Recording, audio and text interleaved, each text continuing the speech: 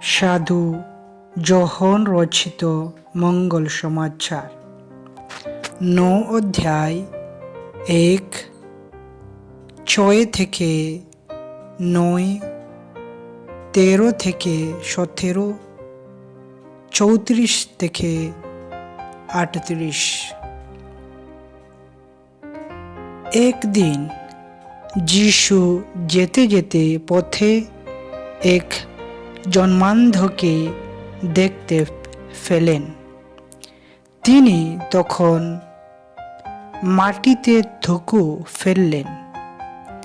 সেই থুকু দিয়ে খানিকটা কাদা তৈরি করে তিনি অন্ধ লোকটির চোখে তা মাখিয়ে দিলেন।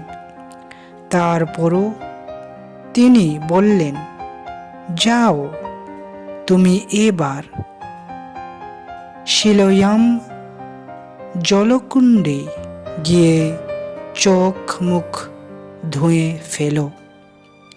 সিলোয়াম শব্দটির অর্থ হল প্রেরিত। অন্ধটি সেখানে গিয়ে চোখ মুখ ধুয়ে ফেলল। যখন সে ফিরে এলো তখন সে আর অন্ধ নেই। তখন প্রতিবেশীরা আর যারা আগে বরাবরই তাকে ভিক্ষা করতে দেখেছিল তারা সবাই বলে উঠল, এই কি সেই লোকটা নয়, বসে বসে যে ভিক্ষা করত? কেউ কেউ তখন বলল, হ্যাঁ, এ তো সেই লোকটি। আবার কেউ কেউ বলল, না, কখনো না, তবে ওকে দেখতে ঠিক তারই মতো। তখন লোকটি নিজেরই বলে উঠল, হ্যাঁ, আমি সেই। লোকেরা তখন তাকে গিয়ে গেল ফারিসীদের কাছে। এখন যিশু সেদিন সেই কাদা তৈরি করেছিলেন আর লোকটির চোখ দুটোই খুলে দিয়েছিলেন। সেদিন ছিল বিশ্রামবার। লোকটিকে ফারিসীরা প্রশ্ন করলেন, সে চোখকে দেখতে পেয়েছে কি করে? সে উত্তর দিল, তিনি আমার চোখের উপর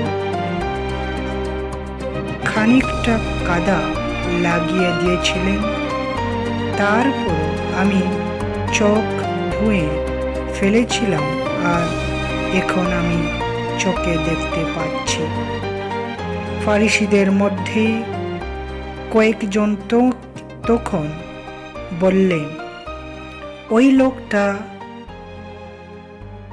নিশ্চয়ই ঈশ্বরের কাছ থেকে আসেনি, কারণ ও যে বিশ্রামবারের নিয়ম মানে না।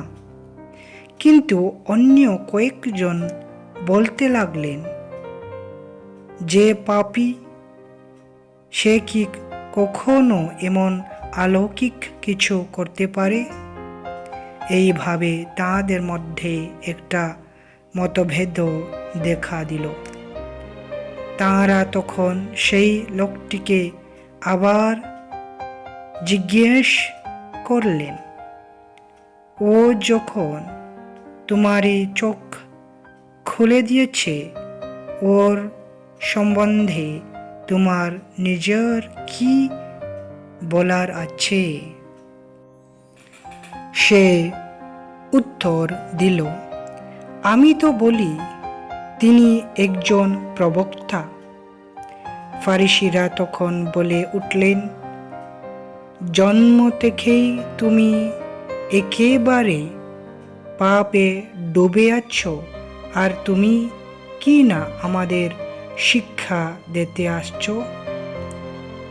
তাঁরা তক্ষুনি তাকে সেখান থেকে বের করে দিলেন। তাঁরা যে তাকে বের করে দিয়েছেন সে কথা যিশুর কানে গেল।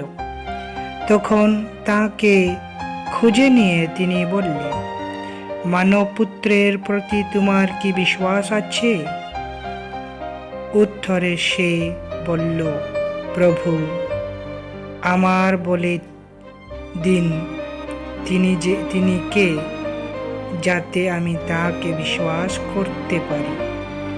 যিশু তাকে বললেন, তুমি তো তাকে দেখছ, এখন তোমার সঙ্গে তিনিই তো কথা বলছেন।